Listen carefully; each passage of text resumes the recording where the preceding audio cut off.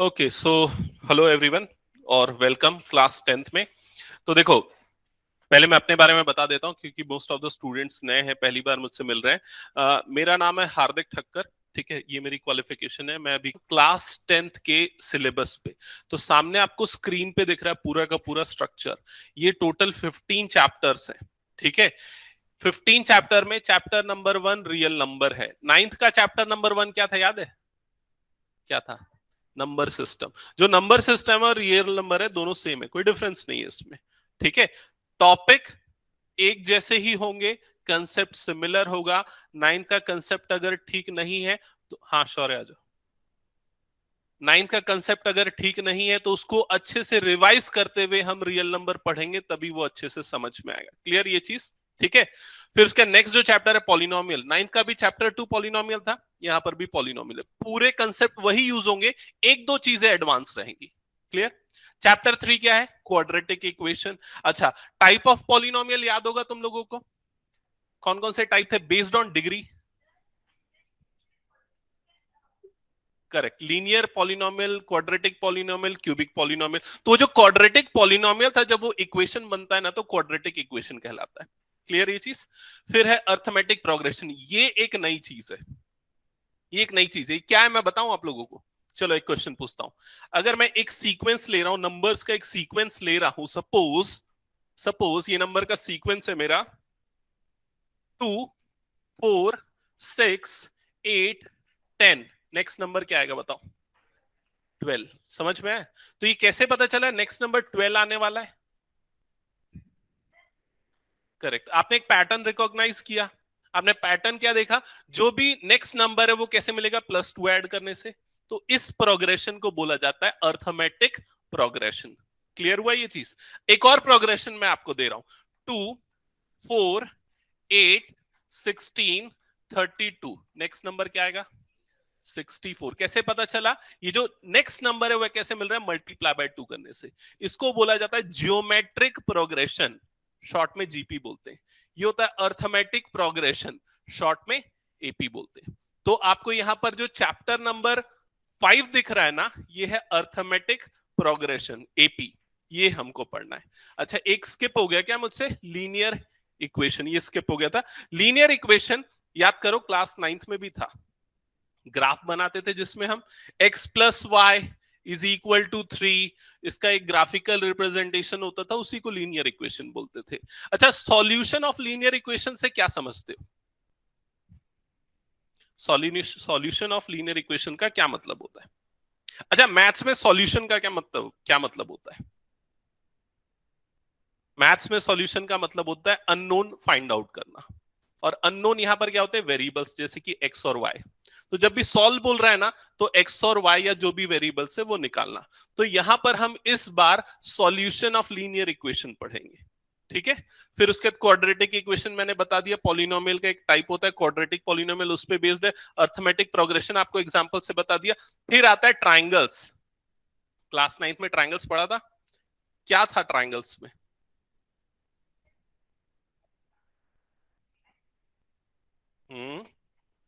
Correct, correct. सबसे important चीज थी क्लास 9 के ट्राइंगल्स में कॉन्ग्रुएंसी। याद है? Congruent triangles. कॉन्ग्रुएंट ट्राइंगल्स का मतलब क्या होता था? एग्जैक्टली सेम होने चाहिए, जैसे ट्विंस। अगर कोई दो जुड़वा भाई हैं तो एग्जैक्टली एक जैसे होंगे, उनका फेस कट एक जैसा होगा, हाथ हाइट वाइट लगभग एक जैसी दिखेगी, तो वो कॉन्ग्रुएंट पर्सन है। वैसे ही अगर कॉन्ग्रुएंट फिगर्स की बात करें, अगर कोई दो फिगर्स एग्जैक्टली एक जैसे, शेप, साइज साइज और हर एक तरीके से, तो वो कॉन्ग्रुएंट फिगर्स होंगे। ट्राइंगल्स की अगर बात करें, तो ट्राइंगल्स में अगर दो ट्राइंगल्स कॉन्ग्रुएंट होते हैं तो क्या होता है? उनके तीनों एंगल्स आपस में इक्वल होंगे और तीनों साइड्स आपस में इक्वल होंगे। क्लियर ये चीज? कॉन्ग्रुएंसी के कुछ रूल्स पढ़े थे हमने, टोटल 5 रूल्स है, याद है? बताओ एक बार। RHS, ASA, SAS, SSS, AAS, AAS. याद है? 5 रूल्स से कॉन्ग्रुएंसी है।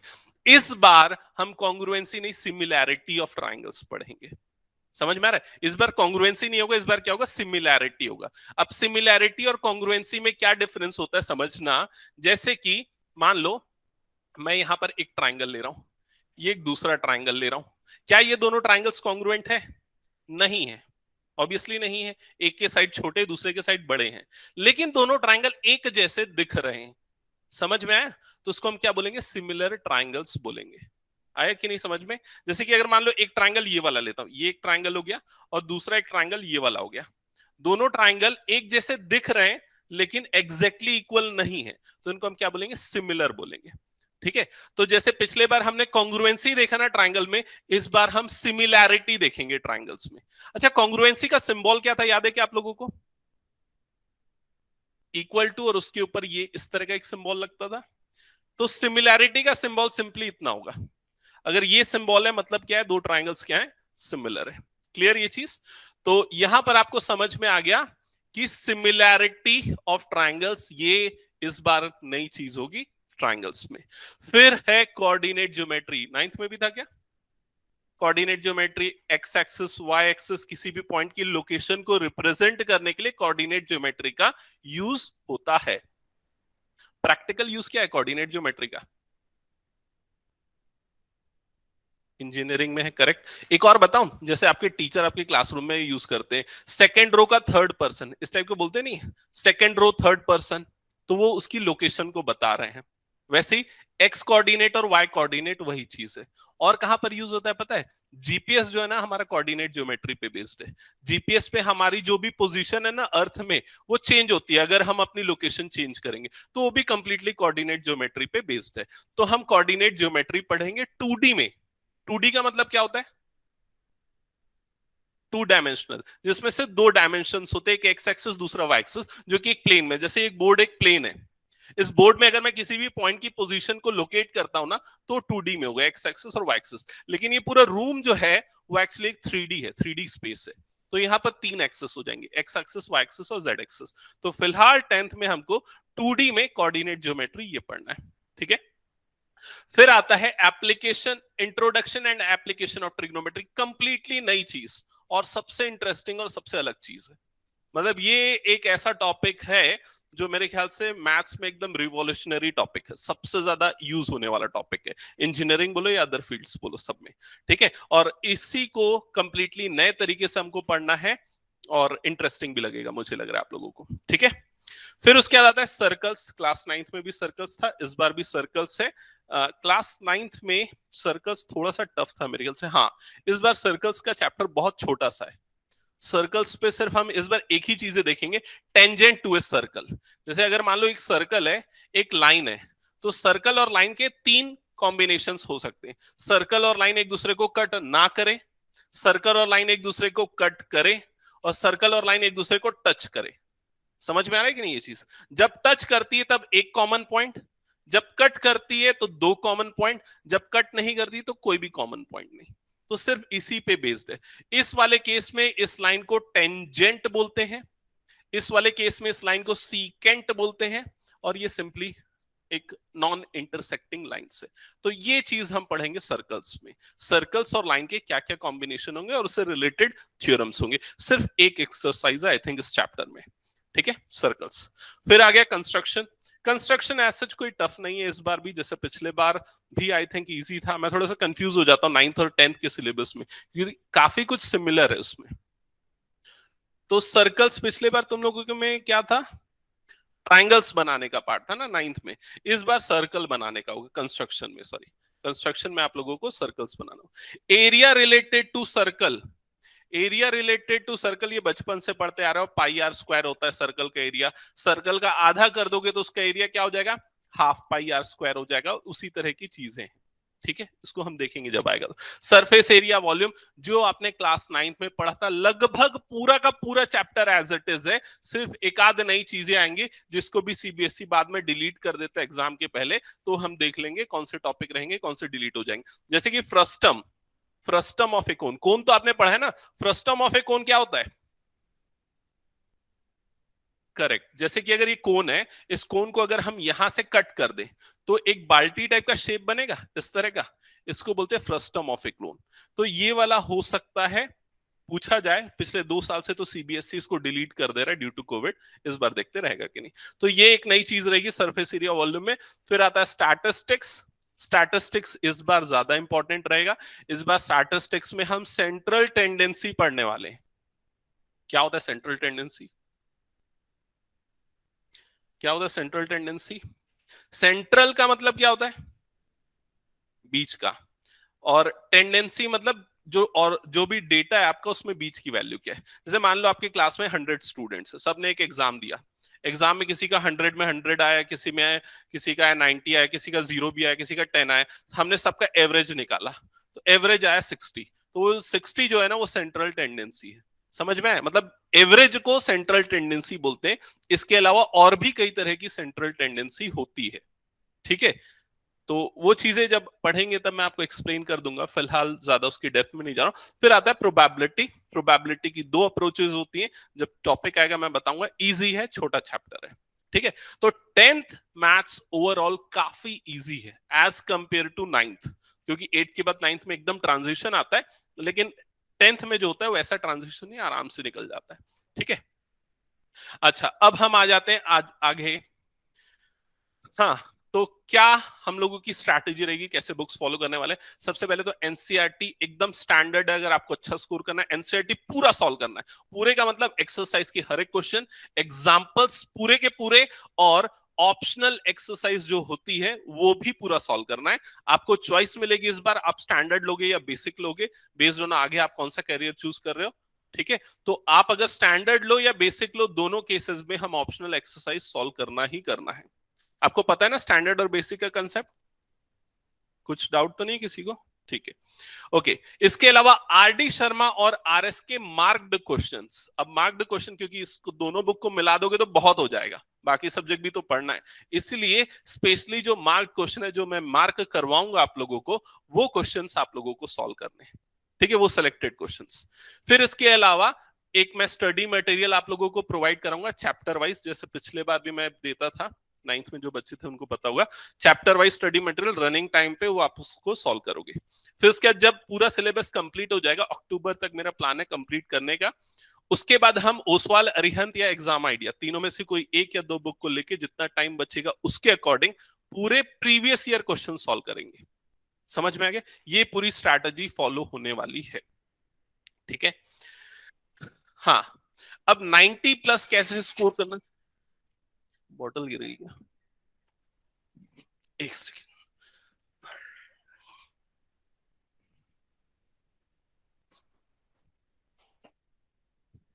हाँ, अब मैं क्या बोल रहा था, 90 प्लस अगर स्कोर करना है तो क्या क्या चीजें आपको फॉलो करनी है। देखो, पिछले 8-10 सालों से जो मैं पढ़ा रहा हूं, बहुत सारे बच्चों ने 90 प्लस स्कोर किया है।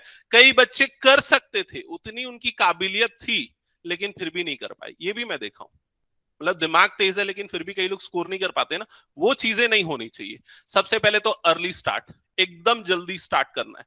मतलब जितना जल्दी स्टार्ट करोगे ना उतना बेनिफिट मिलेगा। तो डे 1 से स्टार्ट कर देना। ये मत सोचना आज ही तो एग्जाम खत्म हुआ है कल से पढ़ेंगे, वो नहीं, पहले दिन से करो। और दूसरी चीज, अच्छा, स्टार्ट के बाद डे 1 से स्टार्ट करने के बाद कंसिस्टेंट परफॉर्मेंस होना चाहिए। मतलब ऐसा नहीं कि एक हफ्ता 2 हफ्ता बहुत जोश में तैयारी की, फिर उसके बाद एकदम ठंडे पड़ गया, अब हो गया, वो नहीं। जो डे 1 पे जो एनर्जी है वो लास्ट डे तक चलनी चाहिए, तभी आप एकदम बेस्ट परफॉर्म कर पाओगे। ठीक है, तो एक भी क्लास मिस नहीं करना, कोई भी टेस्ट मिस नहीं करना, ये चीजें पे एकदम प्रॉम्प्ट रहना आप लोगों को। फिर उसके बाद प्रॉपर प्लानिंग होनी चाहिए। प्लानिंग का मतलब है आपका 1 साल का अचीवमेंट या गोल क्या है। आपने प्लान कर लिया 90 प्लस लाना है, उसके बाद उसकी मंथली बेसिस पे प्लानिंग होनी चाहिए। जैसे मैं सोच के रखा हूं ना कि इतने मंथ में आपका इतना पोर्शन खत्म होना चाहिए, इतने टेस्ट होने चाहिए, वो सारी प्लानिंग आपको भी करनी है। ठीक है, उसकी वीकली बेसिस पे प्लानिंग होनी चाहिए कि इस वीक में अगर सर ने ये टॉपिक्स पढ़ाए तो वो पूरे मैं पूरा प्रिपेयर कर दूं, एडिशनल सप्लीमेंट्री मटेरियल भी प्रिपेयर कर दूं, टेस्ट दे दूं। ये सारी चीजें हमको रेडी करनी है। अच्छा, मैथ्स के लिए देखो कुछ फेजेस में मैंने डिवाइड किया, जो इस बार मैं पढ़ाऊंगा वो क्या है। पहले तो एनसीईआरटी सॉल्व करेंगे पूरा। ठीक है, एनसीईआरटी में हमेशा एक्सरसाइज पूरा मैं करवाऊंगा, एग्जांपल्स आप लोगों का बाय डिफॉल्ट होमवर्क रहेगा। जैसे मैंने फर्स्ट एक्सरसाइज करवाई तो उसके पहले के जितने भी एग्जांपल्स है आपके होमवर्क है। मैं बोलूं या ना बोलूं आपको पता रहना चाहिए। ठीक है, और जो डाउट है, नहीं बनते एग्जांपल्स, वो आप मुझसे पूछेंगे। उसके बाद फेज 2 में हम आरडी शर्मा और आरएस के मार्क क्वेश्चंस करेंगे। फिर उसके बाद प्रीवियस ईयर क्वेश्चंस करेंगे थर्ड फेज में। फिर उसके टेस्ट सीरीज होगी चैप्टर वाइज, मतलब कि जो वीकली टेस्ट होगा वो अलग है, पूरा सिलेबस खत्म होने के बाद हर चैप्टर का जो टेस्ट होगा वो अलग है। तो टोटल 15 चैप्टर्स है, 15 टेस्ट होंगे, फिर उसके फुल लेंथ टेस्ट होंगे आपके 2 या 3, देखेंगे टाइम के अकॉर्डिंग। ठीक है। अच्छा, इस बार का प्रॉपर जो सिलेबस है सीबीएसई रिलीज करेगा कुछ दिनों में, कि टर्म 1 टर्म 2 सिस्टम होगा या पूरा एक बार में होगा जैसे पहले होता था, 80 मार्क्स का होगा, 100 मार्क्स का होगा, जो भी चीजें हर बार चेंज होती है सीबीएसई की गाइडलाइंस, हम उसी के अकॉर्डिंग अपने जो प्लानिंग है उसमें चेंजेस करेंगे। ठीक है ये चीज। ओके, फिर उसके बाद देखो हम लोग किस तरह से हेल्प करेंगे। ठीक है, तो सबसे पहले स्टार्ट अर्ली तो हमने कर दिया, फिर उसके वीकली टेस्ट होगा मैथ्स या साइंस का, मतलब हर वीक में एक टेस्ट होगा। जैसे इस संडे हो सकता है मैथ्स का होगा, अगले संडे साइंस का होगा, ऑल्टरनेट वीक्स में टेस्ट होगा। ठीक है, हर क्लास के बाद पीडीएफ एक्सपोर्ट करके मैं यहां से आपको शेयर कर दूंगा जो भी क्लास का मटेरियल रहेगा। ठीक है, सारी क्लासेस रिकॉर्डेड होगी, जैसे अभी की क्लास रिकॉर्ड हो रही है, ये रिकॉर्डेड क्लासेस आपको यूट्यूब पे मिल जाएगी, मैं आपको शेयर कर दूंगा। हर चैप्टर की वर्कशीट्स प्रोवाइड करूंगा, प्रैक्टिस शीट जो आपको रन टाइम पे चैप्टर जो चल रहा है उस पे सॉल्व करना है।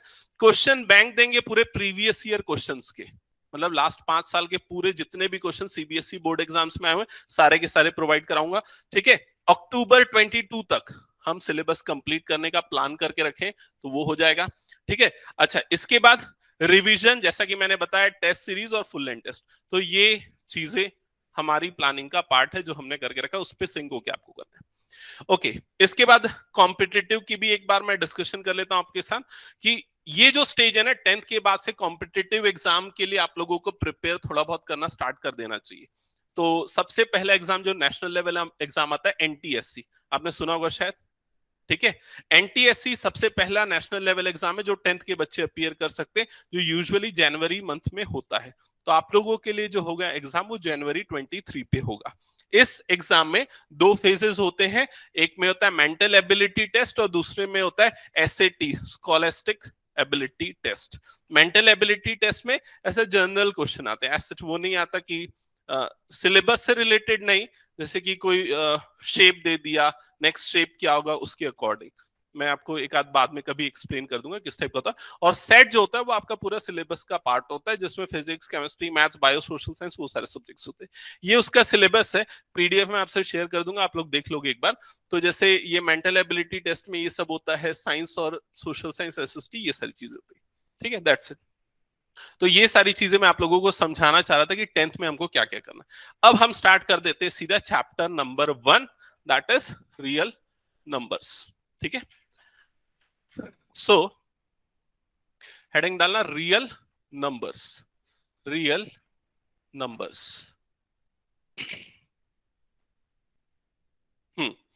तो सबसे पहले रियल नंबर के पहले नंबर सिस्टम का एक शॉर्ट में रिकैप कर लेते हैं। ठीक है, कैपिटल एन, कैपिटल एन ये किसका रिप्रेजेंटेशन है, कौन से टाइप के नंबर का बताओ? Natural number. कैपिटल एन क्या होता है? नेचुरल नंबर्स होते हैं। नेचुरल नंबर को कैसे डिफाइन करते हैं, क्या बोलते हैं नेचुरल नंबर को अगर डिफाइन करना है? ये counting, correct, number starting with 1 लेकिन 1.1 भी है वो। सिंपली हम बोल सकते हैं काउंटिंग नंबर्स, वो सारे नंबर जो हम काउंटिंग के लिए यूज करते हैं वो नेचुरल नंबर्स हैं, जैसे 1 2 3 4 5। ठीक है, तो इनको हम क्या बोल सकते हैं? Counting numbers, counting numbers. और ये क्या होते हैं, कौन कौन कौन से होते हैं? 1 2 3 एंड सो ऑन, ये हो गए आपके नेचुरल नंबर्स। कैपिटल एन जो है ना, ये एक सेट है। सेट का मतलब क्या होता है? सेट का मतलब होता है कलेक्शन। ये एक कलेक्शन है, किसका कलेक्शन है?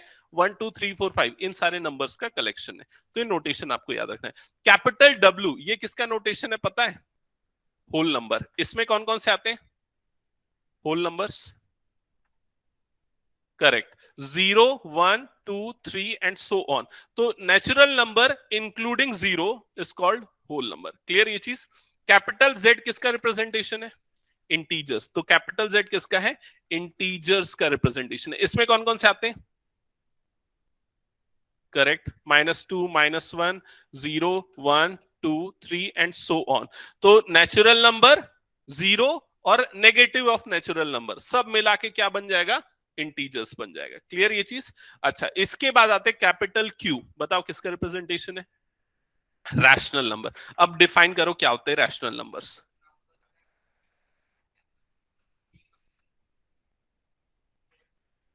ठीक है, P and Q both are integer, correct. और बाकी लोगों को क्लियर है कि नहीं, श्योर है, समझ में आ रहा है ना? ओके, सो वो सारे नंबर्स जिनको P अपॉन Q के फॉर्म में लिखा जा सकता है वो नंबर्स होते हैं रैशनल नंबर। यहां पर Q मतलब कि denominator can not be equal to zero, वो जीरो नहीं होना चाहिए। ठीक है, ये चीज पहली कंडीशन। और P और Q दोनों क्या होने चाहिए? इंटीजर्स होने चाहिए। इंटीजर मतलब इनमें से एक होने चाहिए। क्या क्या एग्जाम्पल हो सकते हैं इनके? इनके एग्जाम्पल्स हो सकते हैं 1/2, 3/7, 1/5, या 2/1, या सिंपली 5। ये सारे हो सकते हैं एग्जाम्पल, समझ में? तो ये सारे के सारे जो नंबर्स हैं ये कौन से हैं? रैशनल नंबर्स है। क्लियर ये चीज? अच्छा, अब रैशनल नंबर के डेसिमल एक्सपांशन पे हम आते हैं। रैशनल नंबर के डेसिमल एक्सपांशन पे यहां पर मैं लिख रहा हूं decimal decimal expansion expansion of rational numbers. Rational numbers, decimal expansion का मतलब पता है ना? जैसे 1/2 डेसिमल एक्सपांशन क्या होगा इसका? 0.5, करेक्ट। 1/3 इसका डेसिमल एक्सपांशन क्या होगा? बस एक। बाकी लोगों को क्लियर है कि नहीं? हाँ, बताओ कैसे निकलता है ये? 1 को डिवाइड करेंगे 3 से, 3 जीरो जा 0, ये आ गया 1, फिर पॉइंट लगेगा 10 हो जाएगा, 3 3 जा 9, फिर 1 आ जाएगा, फिर 0 हो जाएगा, 3 3 जा 9, फिर 1 आ जाएगा, 0 हो जाएगा, 3 3 जा 9, एंड सो ऑन। लेकिन जब हम वहीं पर 1 को 2 से डिवाइड करेंगे तो ये क्या हो जाएगा? 1, और यहाँ पॉइंट लगेगा 10, 2 5 जा 10, तो ये हो जाएगा 10, और ये रिमाइंडर 0। समझ में? तो ये जो फर्स्ट केस है उसमें 0.5 पे आके रुक गया, क्योंकि रिमाइंडर क्या हो गया? 0 हो गया। यहां पर जब हम डिवाइड कर रहे हैं तो रिमाइंडर 0 नहीं हो रहा है, और ये कंटिन्यूअसली चलते जा रहा है, 0.33333 इस तरह से होते जा रहा है, जिसको हम 0.3 बार लिख सकते हैं। तो ये दो टाइप के डेसिमल एक्सपांशन हो सकते हैं। पहला जो टाइप है उसको क्या बोलते हैं, बताओ? पहला जो टाइप है उसको क्या बोलते हैं? नहीं नहीं नहीं नहीं, ये पहला टाइप इसको बोल रहा हूं जिसको हाईलाइट किया हूं, टर्मिनेटिंग। नॉन टर्मिनेटिंग क्यों? टर्मिनेटिंग, नॉन मतलब नहीं टर्मिनेट हो रहा है, ये टर्मिनेटिंग टाइप है। टर्मिनेट हो गया ना, 5 के आगे कुछ आ रहा है क्या? नहीं आ रहा है। तो इस डेसिमल एक्सपांशन को क्या बोलते हैं? Terminating, terminating decimal decimal expansion. Clear ये चीज? और जो नीचे वाला डेसिमल एक्सपांशन है इसको क्या बोलते हैं? Non terminating. नॉन टर्मिनेटिंग, सिर्फ नॉन टर्मिनेटिंग बोलना सफिशिएंट नहीं है, लेकिन नॉन टर्मिनेटिंग के साथ साथ इसमें रिपीट भी हो रहा है ना। Non terminating and repeating, repeating decimal expansion, decimal expansion. इसमें ना एक चीज बड़ा ध्यान से समझो, ये जो एंड मैंने लिखा है ना इसका बहुत बड़ा इंपॉर्टेंस है। क्या इंपॉर्टेंस है मैं थोड़ी देर में बताऊंगा। फिलहाल ये समझ में आ गया ना, नॉन टर्मिनेटिंग क्यों? क्योंकि टर्मिनेट नहीं हो रहा है, और रिपीटिंग क्यों? क्योंकि रिपीट हो रहा है। ठीक है, तो जितने भी रैशनल नंबर होते हैं उनके डेसिमल एक्सपांशन इन दो तरह में से एक के होते हैं, या तो टर्मिनेटिंग होगा या तो रिपीटिंग होगा, इन शॉर्ट। ठीक है, अब ऐसा कोई नंबर हो सकता है जो टर्मिनेट भी ना करे और रिपीट भी ना हो? मेरा क्वेश्चन एकदम क्लियर है। जैसे ये टर्मिनेटिंग वाला है, ये रिपीटिंग वाला है, तो ऐसा नंबर पाई, पाई बोल रहे हो ना? करेक्ट है। ठीक है, क्या बोलते हैं ऐसे नंबर्स को जो टर्मिनेट भी ना हो और रिपीट भी ना हो? भूल गए ना? चलो ठीक है, कोई बात नहीं। अच्छा, रैशनल का अपोजिट और कोई क्या हो सकता है वर्ड? इररैशनल। तो इररैशनल नंबर वो नंबर होते हैं जो ना तो टर्मिनेट हो और ना ही रिपीट हो। समझ में आई मेरी बात? ठीक है, ये भी आपने पढ़ा है। तो यहां पर अब मैं नेक्स्ट लिख रहा हूं इररैशनल नंबर। इररैशनल नंबर्स, इसको यूजुअली रिप्रेजेंट किया जाता है एस से।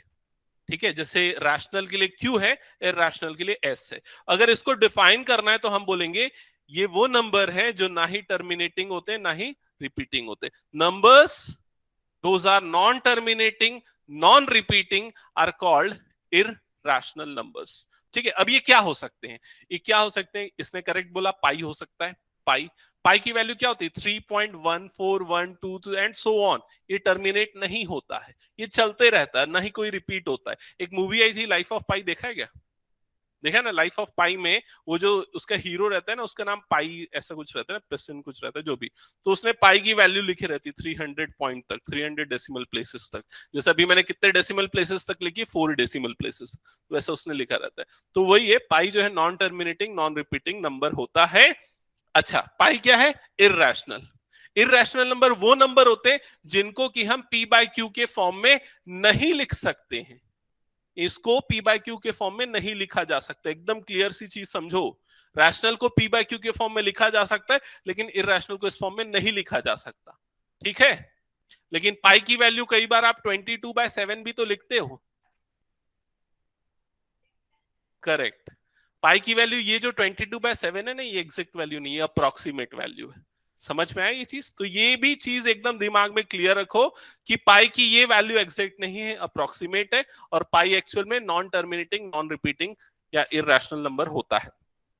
इसके अलावा और कौन से इररेशनल नंबर हो सकते हैं? √2। √2 की वैल्यू क्या होती है? 1.414 एंड सो ऑन, ठीक है? अच्छा, पाई की वैल्यू 3.14 ही होती है, हाँ यही होती है ना, ठीक है। उसके बाद √3 की वैल्यू क्या होती है? 1.732 एंड सो ऑन। ये सारे non terminating non repeating numbers है। √4 ये कौन सा नंबर है? इररेशनल है क्या ये?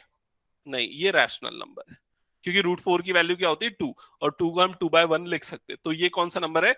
ये है रैशनल नंबर। क्लियर? तो आपको चीजें क्लियर हो गई ना, रैशनल क्या है, इररेशनल क्या है, डेसिमल एक्सपांशन क्या है, कंडीशन क्या होती है, ठीक है? आदित्य क्लियर? ओके। तो इसके बाद रैशनल इररेशनल हो गया। अब इसके बाद क्या बच गया नंबर सिस्टम में? यही सारी चीजें थी मेरे ख्याल से आप लोगों के में। तो 9th में और कुछ था क्या जो मैं स्किप कर रहा हूं? नहीं, मेरे ख्याल से तो और कुछ नहीं था।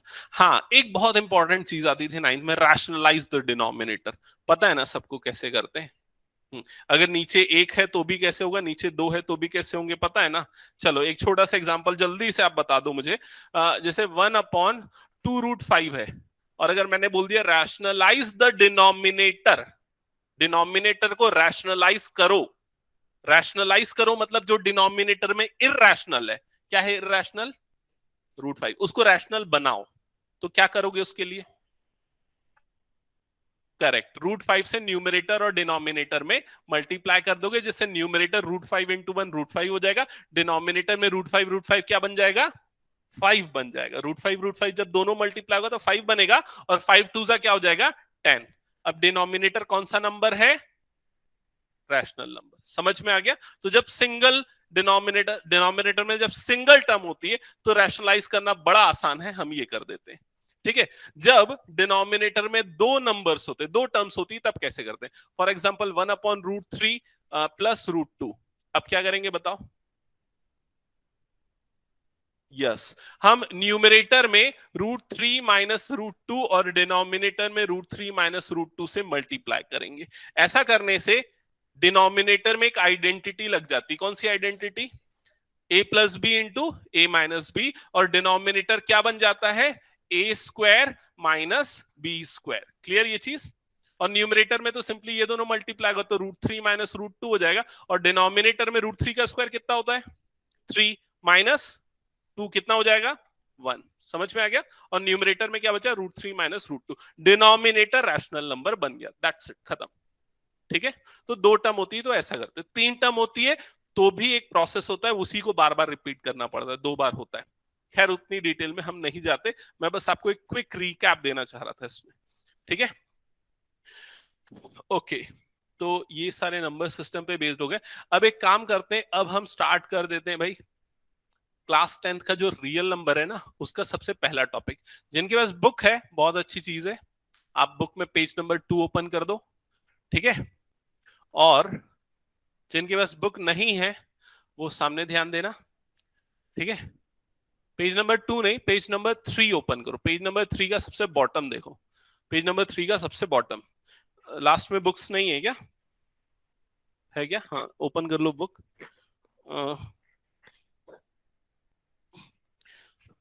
आदित्य उसके साथ शेयर कर लेना। इसमें है क्या पेज नंबर 3? हाँ, पेज नंबर 3 से ही है ये बुक में, इसको देख लेना एक बार। ठीक है, हाँ, तो सबसे बॉटम में आपको पेज नंबर 3 में क्या दिख रहा है? थ्योरम 1.1। थ्योरम 1.1 का नाम है यूक्लिड्स डिवीजन लेमा। तो हेडिंग डालो, Euclid's division lemma.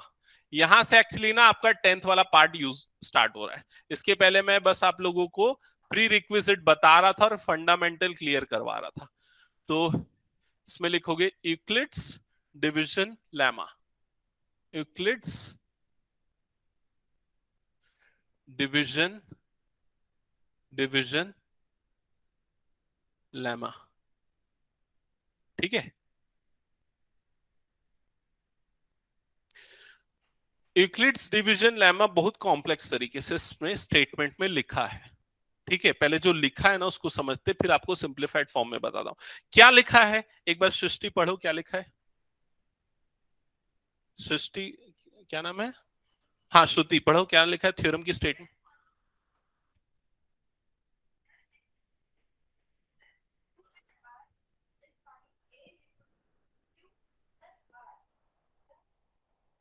Where r is greater than और equal to 0, less than b, ये लिखा हुआ है।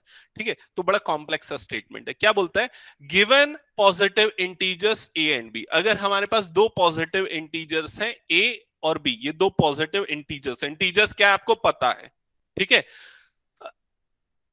There exist unique integers Q and R. तो दो यूनिक इंटीजर्स क्यू और आर एग्जिस्ट करेंगे such that satisfying this condition। Condition क्या है? a is equal to bq plus r where r is greater than or equal to 0, less than b। ये लिखा हुआ है। ये जो स्टेटमेंट है ना, यही यूक्लिड्स डिवीजन लेमा है या थ्योरम 1.1 है। बड़ा कॉम्प्लेक्स सा लग रहा है कि नहीं? अब मैं आपको बताता हूं, डिवीजन एल्गोरिदम आपने पढ़ा है, छोटी क्लासेस में पढ़ा होगा डिवीजन एल्गोरिदम। जैसे मान लो आपको ये करना है, आपको 3/2 करना है, 3/2 करना है। तो 3 को हम क्या बोलते हैं? डिविडेंट। याद है डिविडेंट। और 2 को क्या बोलते हैं? डिवाइजर।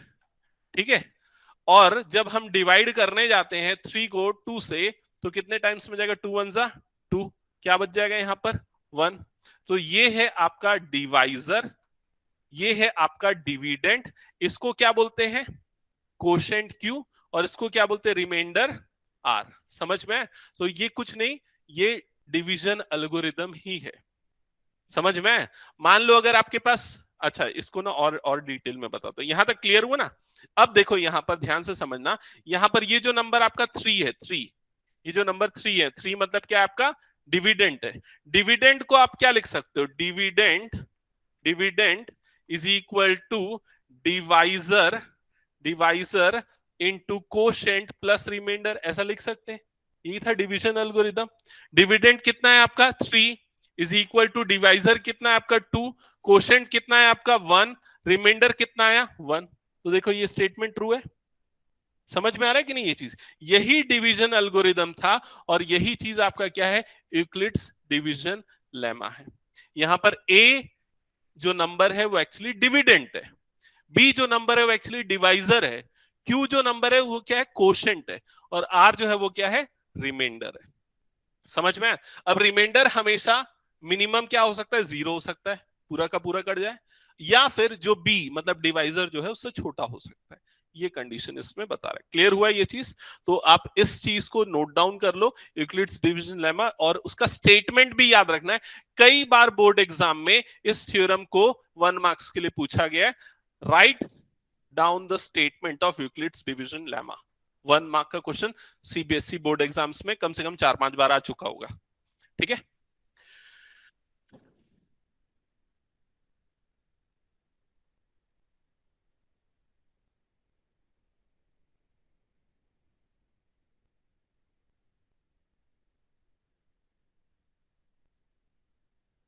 हो गया क्या सबका? स्टेटमेंट भी लिख लिया ना? स्टेटमेंट भी लिखना है भाई। Let A and B are two numbers such that वाला जो बुक में लिखा हुआ है, वो पेज 3 वाले पेज पे, पेज नंबर 3 बॉटम में, थ्योरम 1.1 के बाद जो स्टेटमेंट लिखा है।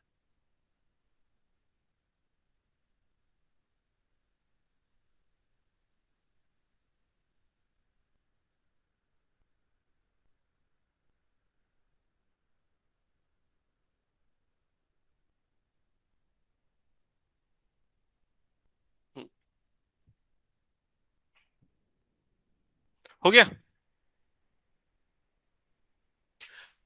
अब ये हो गया ना, तो अब आप नेक्स्ट हेडिंग डालो, यूक्लिड्स डिवीजन एल्गोरिदम।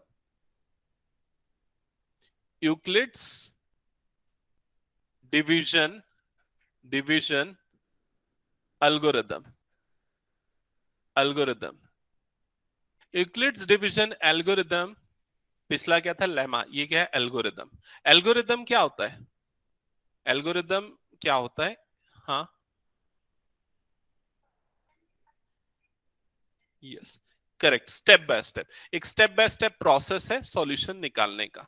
ठीक है, तो यहां पर यूक्लिड्स डिवीजन एल्गोरिदम में हम एक step by step process use करेंगे एचसीएफ निकालने के लिए। ये जो एल्गोरिदम है वो किस लिए यूज होता है? एचसीएफ निकालने के लिए यूज होता है। एचसीएफ क्या होता है? हाईएस्ट कॉमन फैक्टर होता है। हाईएस्ट कॉमन फैक्टर का मतलब है एक ऐसा नंबर जो कि दो नंबर्स को डिवाइड कर सकता है, सबसे बड़ा नंबर। जैसे कि फॉर एग्जांपल मैं दो नंबर्स लेता हूं, एक नंबर हो गया 80 और दूसरा नंबर हो गया 100। तो बताओ इनका एचसीएफ क्या होगा? करेक्ट, 20। 20 एक सबसे बड़ा नंबर है इन दोनों में जो कि दोनों को डिवाइड कर सकता है। 20 दोनों का कॉमन फैक्टर है, कॉमन फैक्टर है कि नहीं, और दोनों से दोनों को डिवाइड कर सकता है, तो वो हाईएस्ट कॉमन फैक्टर है। इसके पहले आप एचसीएफ कैसे निकालते थे? कैसे निकालते थे? ठीक है, एक तो ऐसे करके आप 80 के फैक्टर निकाल लेते थे इस तरह से। 2 से डिवाइड करोगे तो क्या आएगा? 40। फिर 2 से डिवाइड करोगे तो 20। फिर 2 से डिवाइड करोगे तो 10। फिर 2 से डिवाइड करोगे तो 5। और ये हो गया फैक्टर। तो 80 के फैक्टर क्या हो गए आपके पास? 80 के फैक्टर हो गए 2 टू दी पावर 1 2 3 4, मतलब 2 टू दी पावर 4 इंटू 5। ठीक है, वैसे ही 100 के भी फैक्टर निकालोगे तो क्या होगा? 100 का फैक्टर जल्दी बताओ। 2 स्क्वायर इंटू 5, 5 स्क्वायर, यही होगा। 5 का स्क्वायर 25, 2 का स्क्वायर 4, 25 इंटू 4 कितना हो जाता है? 100। ठीक है, अब हाईएस्ट कॉमन फैक्टर कैसे निकालते थे इससे? एचसीएफ। हाँ, अब इसमें देखते थे, इसमें इन दोनों में कॉमन फैक्टर क्या है? कॉमन फैक्टर क्या है? तो कॉमन फैक्टर मतलब 2 की पावर 2, ये कॉमन फैक्टर है। समझ गए? इसमें कॉमन फैक्टर क्या है? 5। तो 2 की पावर 4 क्या हो जाएगा? 2 की पावर 2 क्या हो जाएगा? 4। 4 5 से क्या हो जाएगा? 20। तो हो गया उसका HCF, highest common factor. Clear हुआ? एक और तरीका कई बार ऐसा भी यूज करते थे, ये वाला अगर आप लोगों को याद होगा, ऐसा दोनों को एक साथ लिखते हुए, ये ऐसा वाला भी यूज करते थे, ये वाला भी यूज किया हुआ है, उससे भी निकल जाता है। क्लियर है वो चीज? तो ये दोनों तरीके हम पढ़ते थे एचसीएफ निकालने के लिए। लेकिन इस बार हम यूक्लिड्स डिवीजन एल्गोरिदम यूज करेंगे एचसीएफ निकालने के लिए। ठीक है, एग्जाम में स्पेसिफिकली क्वेश्चन आता है, find HCF using Euclid's division algorithm. ठीक है, तो क्वेश्चन नोट करो, मैं उसी के थ्रू आपको समझाता हूं। क्वेश्चन है, find HCF, find HCF of 455 and 42 using Euclid's division algorithm, using Euclid's division algorithm। ठीक है, इन दोनों नंबर्स का HCF निकालना है। ओके, अब कैसे निकालेंगे समझना। यूक्लिड्स डिवीजन लेमा अप्लाई होगा इसमें।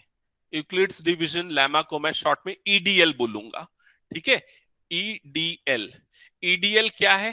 ईडीएल है a is equal to B q plus r, यही है ईडीएल। और यहां पर कंडीशन क्या है? आर इज ग्रेटर देन और equal to 0, less than b, ये है। अब सबसे पहले गिवन टू नंबर्स ए और बी जो है वो दो गिवन नंबर्स है, तो यहां पर आपके पास दो गिवन नंबर्स कौन कौन से हैं? एक नंबर ये है और दूसरा नंबर ये है। जो बड़ा वाला नंबर है उसको हम ए लेंगे क्योंकि वो आपका डिविडेंड है। तो बड़ा नंबर यहां पर कौन सा है? 455। तो यहां पर ए इज इक्वल टू क्या हो गया आपका? 455। और बी जो छोटा नंबर है उसको बी लेंगे, तो बी इज इक्वल टू क्या हो गया? 42। क्या ये चीज क्लियर? ए और बी मिल गया। अब क्यू और आर निकालो। कैसे निकालोगे क्यू और आर? डिवाइड करके। देखो इस तरह से, यहां पर 455 को डिवाइड करोगे 42 से, देखो तो कितने टाइम्स में जाएगा। इसको डायरेक्टली कर देते हैं, 42 टेंजा, 42 टेंजा कितना हो जाएगा, 420 हो जाएगा। 420, 455 माइनस 420 कर दो, कितना बच जाएगा यहाँ पर, 35 बच जाएगा। क्लियर हुआ ये चीज, 35 बच गया। अब यहां पर आप देखो कि आपकी Q की वैल्यू क्या आ गई, R की वैल्यू क्या आ गई, R is equal to 35। Q quotient की वैल्यू कितनी आ गई, कोशेंट की वैल्यू आ गई 10। समझ में आया।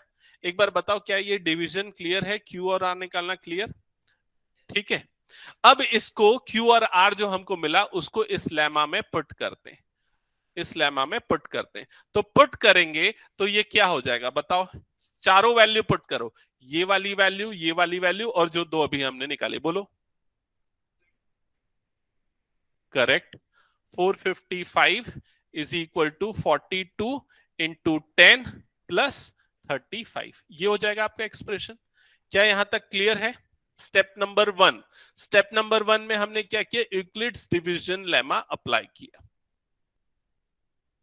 Okay, step number 2, step number 2, अब इसको फिर से अप्लाई करते चलो। यूक्लिड्स डिवीजन लेमा किस पे अप्लाई करना है, अब नए दो नंबर्स पे अप्लाई करना है। अब कौन से दो नए नंबर्स पे अप्लाई करना है, जो आपका बी था और जो आपका आर आया उन पे, ठीक है, जो आपका बी था और जो आपका आर आया उस पे। तो इसके नेक्स्ट स्टेटमेंट लिखो, now apply, now apply, apply EDL again, again on numbers, on numbers 42 and 35। अब 42 और 35 पे भी यूक्लिड्स डिवीजन लेमा लगाओ, ठीक है। तो 42 आपका अब क्या हो जाएगा, ए हो जाएगा, और 35 आपका क्या हो जाएगा, बी हो जाएगा, ठीक है। अब फिर से इसको इसी फॉर्म में लिखो, a is equal to B q plus r, a is equal to B q plus r, इस फॉर्म में लिखो। तो क्या हो जाएगा, ए की जगह पे क्या आ जाएगा आपका यहां पर 42, बी की जगह पे क्या आ जाएगा 35, क्यू की जगह पे क्या आएगा, निकाल सकते हो 1 ही आएगा, ऑब्वियस सी बात है, इनटू क्या आ जाएगा 1, और आर की वैल्यू कितनी आ जाएगी 7। क्या ये समझ में आया, श्रुति डाउट है कुछ, नहीं आया। फिर से हम दो नंबर्स पे लगाएंगे, 42 और 35 पे यूक्लिड्स डिवीजन लेमा। फिर ए और बी तो मिल गया, क्यू और आर कैसे निकलेगा, वो डिवाइड करने से। 42 को 35 से डिवाइड करो, क्वोशिएंट 1 आएगा, वो ऐसा करके डिवाइड करके देख लो। देखो ये 42 हो गया, 35 से डिवाइड करोगे, 35 1 जा 35 हो गया, क्या आ गया रिमाइंडर 7। तो क्यू की वैल्यू क्या आ गई 1, आर की वैल्यू क्या आ गई 7। फिर से इसमें पुट कर दिया, क्लियर। ये सेकेंड टाइम हमने ईडीएल लगाया, सेकेंड टाइम लगाया, अब फिर से अप्लाई करो। अच्छा, कब तक अप्लाई करना है, जब तक रिमाइंडर 0 ना आ जाए, ये तब तक अप्लाई होगा, ठीक है। तो अभी रिमाइंडर 7 आ रहा है, अभी रिमाइंडर 0। अब किस पे अप्लाई करना है, कौन से दो नंबर पे अप्लाई करना है, अब 35 और 7 पे, इन दोनों नंबर्स पे अप्लाई करना है। तो क्या हो जाएगा, ये 35 इज इक्वल टू क्या हो जाएगा 7 इंटू 5, प्लस में क्या आ जाएगा यहां पर 0। समझ में आए, रिमाइंडर 0 हो गया, स्टॉप। क्लियर हो गया ये चीज। तो ये पूरा प्रोसेस लिखो, ठीक है, ठीक है, हो गया सबका। ओके, सो यहां पर 3 बार ईडीएल लगाने के बाद रिमाइंडर 0 आ गया। अब हमारा ऑब्जेक्टिव क्या था, एचसीएफ निकालना है, एचसीएफ। तो लास्ट वाले स्टेप में जब रिमाइंडर 0 आया, उस समय जो आपका डिवाइजर था, उस समय हमारा डिवाइजर क्या था 7, ये हो जाएगा आपका HCF, highest common factor. Clear हो गया ये चीज, ठीक है। तो ये है एचसीएफ और ये मेथड है ईडीएल के थ्रू एचसीएफ निकालने का। क्लियर हुआ कि नहीं, एक बार कंफर्म करो। एक और क्वेश्चन दूं क्या, एक सिमिलर क्वेश्चन आप लोग ट्राई करोगे, ठीक है चलो। सो एक क्वेश्चन लेते हैं, इसमें आपको थोड़ा सा स्टेटमेंट लिखना पड़ेगा, ठीक है। Here the HCF is this, we have applied, यहां पर लिखना पड़ेगा, जैसे बीच बीच में नहीं लिखा, apply Euclid's division lemma again since remainder is not equal to 0। तो वो सारी चीजें प्रोसीजर में एक बार देख लेंगे। मैं क्वेश्चन आप लोगों को दे रहा हूं, आप लोग अपनी एनसीईआरटी की बुक में से ही ले लो क्वेश्चन। पेज नंबर 7 पे एक्सरसाइज 1.1 है, और उसका हम ले लेते हैं क्वेश्चन नंबर 1 का 1, एक्सरसाइज 1.1, एक्सरसाइज 1.1 क्वेश्चन नंबर 1 का फर्स्ट पार्ट। आपको क्या निकालना है? EDL Euclid's division algorithm apply करके 135 एंड 135 लिखा है मेरी बुक में तो। अच्छा, बन गया, ठीक है, चलो चेक करता हूं। नेक्स्ट बनाओ, बाकी लोग तब तक इसको बनाओ। 135 एंड 225, इसका आपको क्या निकालना है? एचसीएफ निकालना है। क्या हो गया? सॉल्व करो, चलो जल्दी, मैं चेक कर रहा हूं आपकी नोटबुक में।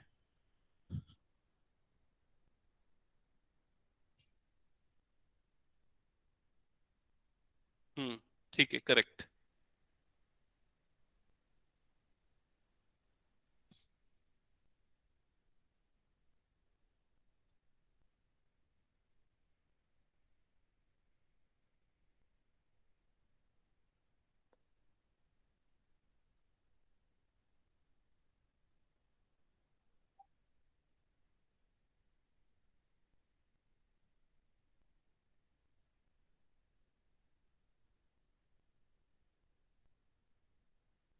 थोड़ा सा पहले पहले क्वेश्चंस में प्रॉब्लम जाएगी, धीरे धीरे वो क्लियर हो जाएगा। तुम लोग के केपीएस में स्कूल चालू हो गई क्या? आज से हुआ है? क्या पढ़ा है आज? अच्छा,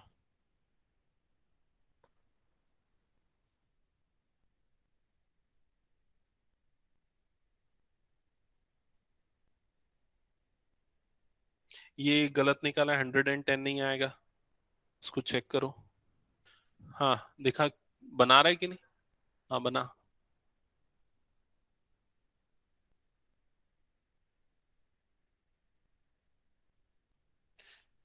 कृतिका कंफ्यूजन हो रहा है। बड़ा नंबर ए होता है, तो 225 बड़ा नंबर हो गया, छोटा नंबर क्या होगा? बी। अब 225 को 135 से डिवाइड करो,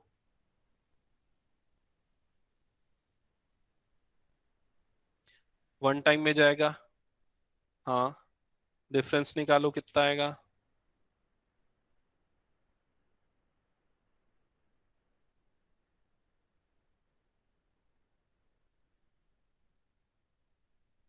ठीक है, 90, रिमाइंडर क्या आ गया? 90।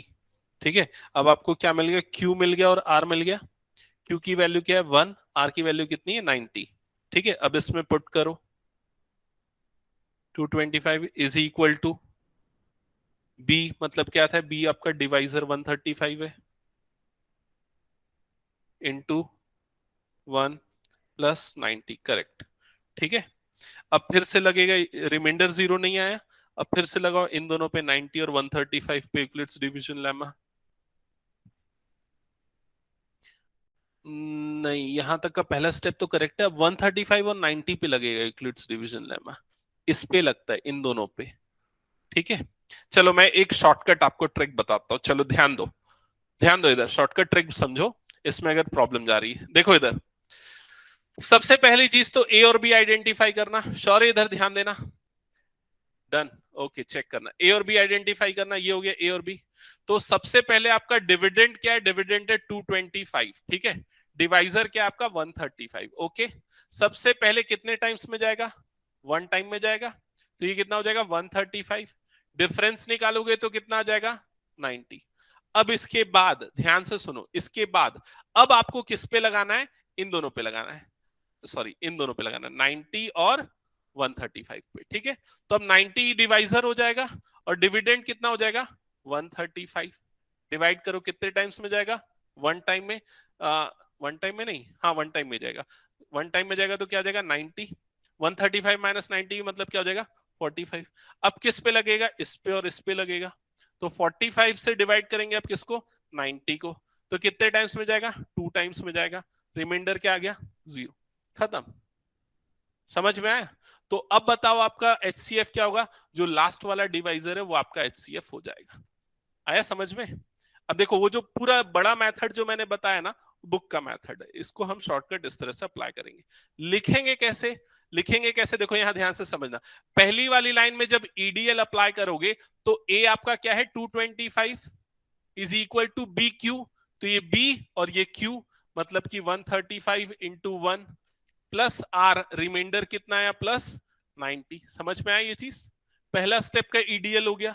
दूसरे स्टेप में जब ईडीएल अप्लाई हुआ तब आपका ए की वैल्यू कितनी है 135 is equal to B Q. तो ये बी और क्यू मतलब क्या हो जाएगा 90 इंटू 1 प्लस आर, रिमाइंडर कितना है आपका 45। फिर थर्ड टाइम आपका ईडीएल अप्लाई हुआ, अब आपका ए क्या है, ए है 90, ए है 90 is equal to B Q. तो बी इंटू क्यू मतलब 45 इंटू 2 प्लस आर, रिमाइंडर इस बार क्या आ गया 0। तो ये वाला जो नंबर है ये आपका क्या हो गया, आप लास्ट में एचसीएफ हो गया। ये शॉर्टकट समझ में आया क्या, बताओ एक बार? ठीक है, चलो जल्दी से इसको कंप्लीट करो। इसके बाद बुक में नेक्स्ट जो क्वेश्चन है उसको बनाओ immediately. For the second answer is 2। Okay, let's see, एक बार वेरीफाई कर लेते हैं।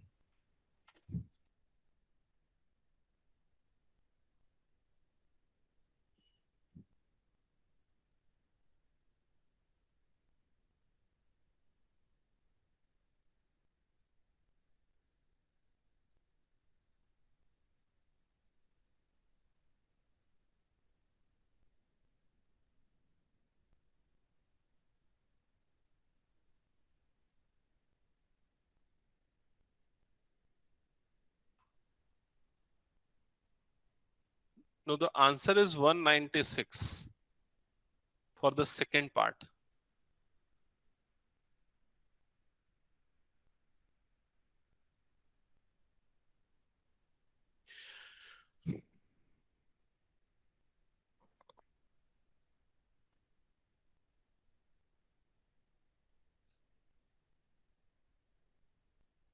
हाँ, बन रहा है आदित्य। कौन सा सेकंड वाला?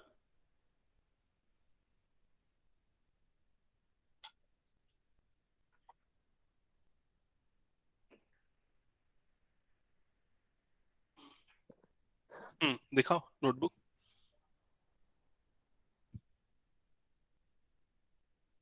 यस,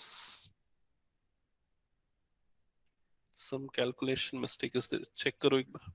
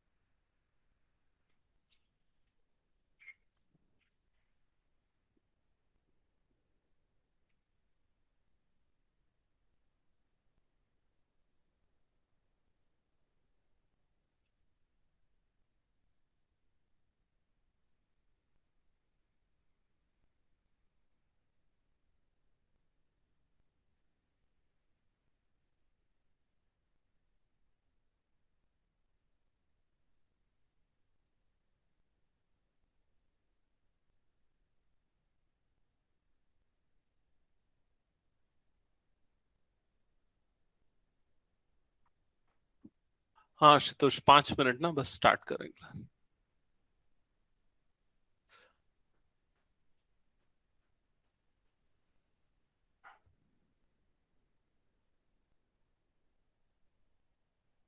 बन रहा है?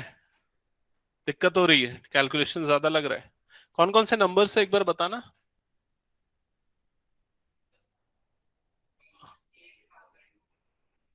38220। ओके, सो इनिशियली स्टार्ट यहां से करोगे 38220 और ये 196 से डिवाइड करोगे। कितने टाइम्स में जाएगा?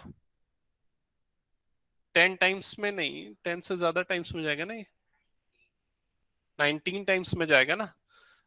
सबसे पहले वनजा ये हो जाएगा, 2 टाइम्स कर दोगे तो ज्यादा हो जाएगा ना। 382, एक सेकेंड ना, 196, हाँ 196 करेक्ट है। 196 इंटू 2, 392 हो जाएगा, उससे ग्रेटर हो जाएगा। 196 इंटू 1, 196 इंटू 1 हो जाएगा, तो ये 196, दोनों का डिफरेंस कितना आ जाएगा 382 माइनस 196, बताओ जल्दी। 382 माइनस 196, द डिफरेंस इज 186। नहीं, कुछ गलत किया गया मैंने। 382 माइनस 196, 186, यही आ रहा है 186। ये डिफरेंस कितना आ जाएगा 186। फिर यहां पर क्या आ जाएगा 2 आ जाएगा। ठीक है, अब देखो कितने टाइम्स में जाएगा 196 इंटू कितने टाइम्स में जाएगा 196 इंटू 7 अगर करोगे तो 1372 आ जाएगा, और जाएगा वो और आगे 196 इंटू 9 करोगे तो 1764, 1764। 196 इंटू 7, 196 इंटू 9, 1764,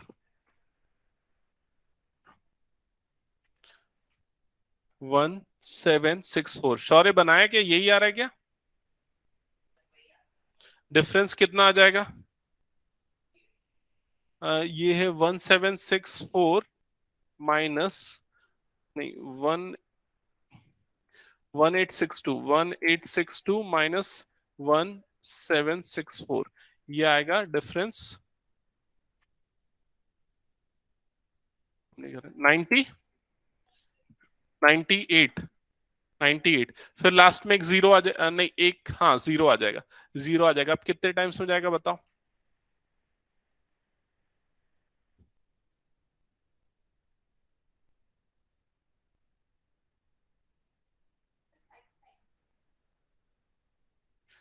हाँ, 5 टाइम्स में।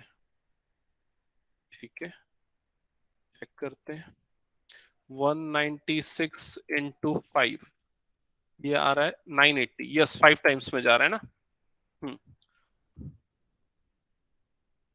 हाँ 5 टाइम्स में जा रहा है, 5 टाइम्स में जा रहा है, 980 हो जा रहा है।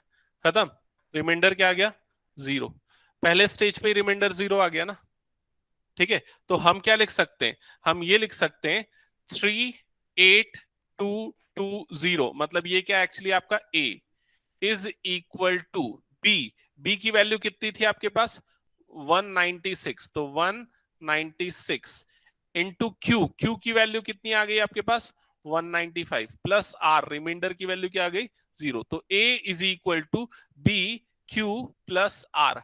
आपने इस फॉर्म में लिखा, रिमाइंडर जीरो आ गया, मतलब यूक्लिड्स डिवीजन लेमा सिर्फ एक ही बार अप्लाई हुआ, और आपके कोशेंट की, और आपके इस केस में जो बी की वैल्यू है, जो डिवाइजर है आपका, वही आपका एचसीएफ होगा। तो यहां पर आपका डिवाइजर कितना था? 196, तो ये क्या हो जाएगा आपका? एचसीएफ हो जाएगा। That's it. आदित्य डाउट है मेरे को लग रहा है, अभी भी पूछ ले, एकदम डाउट है तो क्लियरली समझ में आ गया। That's it. ठीक है, सो सिमिलरली जो इसका थर्ड पार्ट है वो आप लोगों को मैं होमवर्क दे रहा हूं, आप लोग उसको सॉल्व करो। नेक्स्ट क्लास में हम और क्वेश्चंस करेंगे इस पे बेस्ड। ठीक है, आज की क्लास में इतना ही, नेक्स्ट क्लास में मिलते हैं। Thank you.